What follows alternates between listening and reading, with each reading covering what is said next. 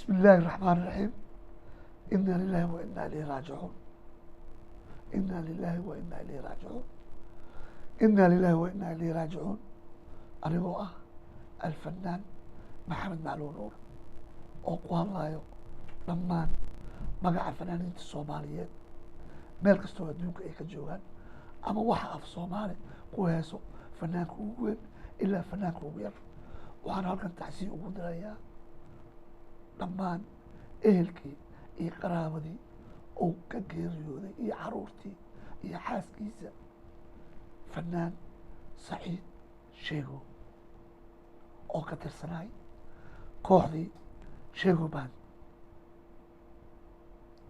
iyo caaba oo martii noogu ah anigoo ah alfanaan maxamed macluun nuur, fanaan yuusuf dheere, fanaan seer maxamuud, fanaan cabdinuur jaas, fanaan cabdixakiim farayare, macallin kubadda kolay cabdiqani jeeno iyo walaalkayga kenediid oona marti noogu ahaay inteena sheego iyo walaalkiisa maxamed aan u sameynay baroor diiq tacsiye ah iyo macasalaameen asoo kusii laabanayo dalkii u qimid ee canada.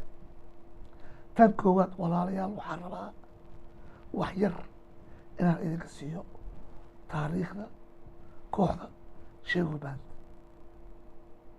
kow, sheego band aniga waxaan u ahay macallinkooda iyo ninkii soo aas-aasay 1987 markaan wada soconi aniga iyo zulfa.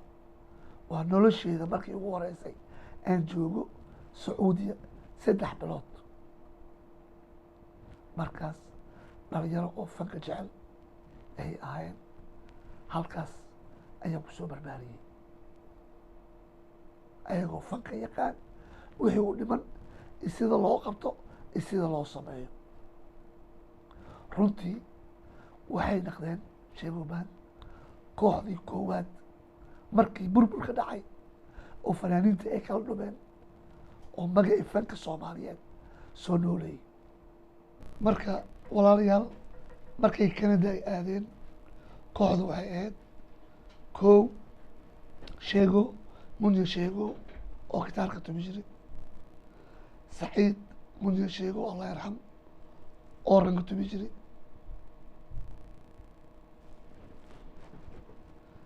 maxudiin maxamed allah yarxam asagana waa dhintay heesaha ayuu u qaadi jiray.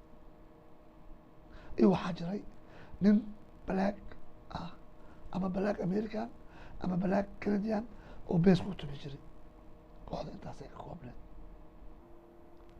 adduunka meelaan laga kaseenin ilaa maanta male koox wax kanaadeen isku xiran. waxaana gacan weyn ka geystay fanaaniintii waaweyneed oo waktigaas ay ku noolaayeen canada sida xasan aan sabatar iyo tiimkii kale kulli maaha joogeen.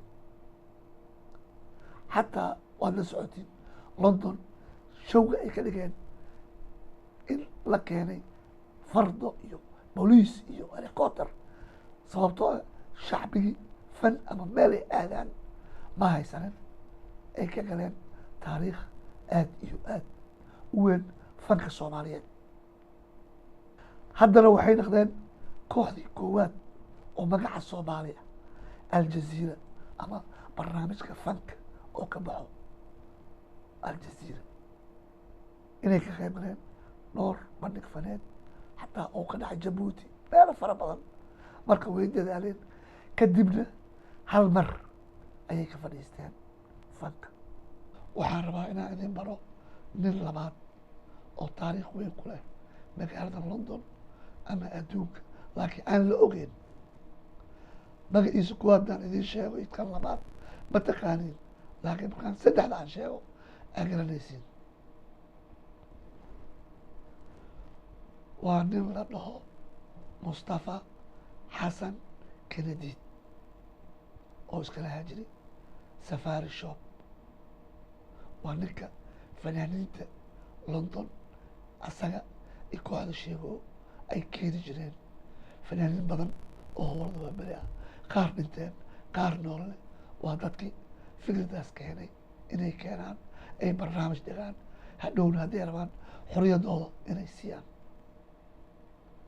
kanadiid waa ninkii bilaabay in la keeno fanaaniinta ama canada ha joogaan ama america ama holland ama meel kasto ay keeni jireen ay ummadda soomaaliyeed ay u dhigi jireen asagana waa odayaashii hore hadda magaalada waa ka guuri asagana waa ku mahadsan yahay barnaamijkan waxaa uu soo deeyey inay ogaadaan fanaaniinta da'da yar fanaaniinta da'da yar oo hadda soo baxay 2016 ilaa hadda soo baxay in uu soo maray fanka soomaali taariikh noocaas ah sheego baan heerkaasay soo gaareen iyadoo kooban waa idin sheegay kanadiidna heerkaasi uu soo gaaray kanadana waa jirtay soomaali FM allahi maxuu ahaygane odayaal sida camal oo fanaaniin